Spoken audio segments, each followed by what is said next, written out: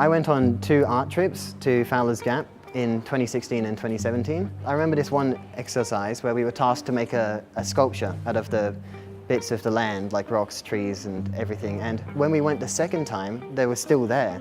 The sculptures had just become a part of the ecosystem and like the environment. My name is Ben Hartmann and this is my artwork, Fowler's Gap Remnants.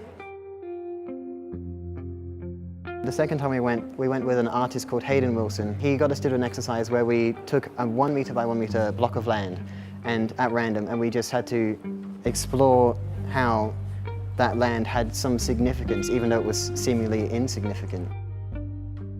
So the first time I went, I kind of felt like I had a greater appreciation for the entirety of the landscape, more about how untouched it was, how everything kind of was part of the land and the land itself had an influence on the things in it. And the second time, because of that exercise with the Lucas non-consequentia, which is the 1 by 1 meter, I really felt like each individual aspect of the land contributed in its own special way. It all had its story to tell. And I also got to noticing all of the, the bits that man had left behind, the rusted tin cans and everything like that. So I'd say the first one I really gained appreciation for the landscape, and the second I gained like insight into how it was kind of built.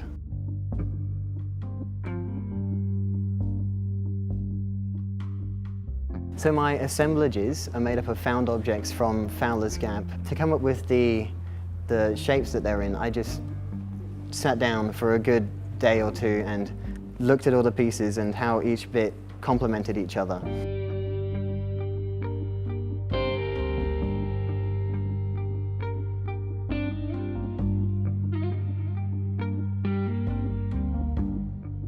The printmaking technique I used is called collograph, and it's where you take like a really thin piece of cardboard and you can cut, and every mark you make comes out, and you can stick bits of leaves.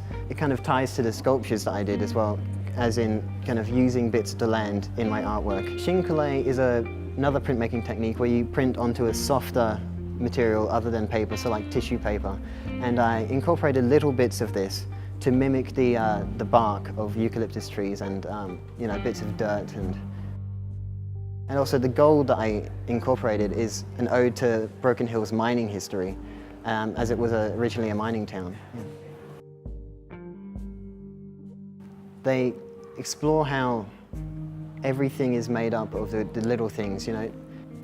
It's a study of how the land works and how it's made up.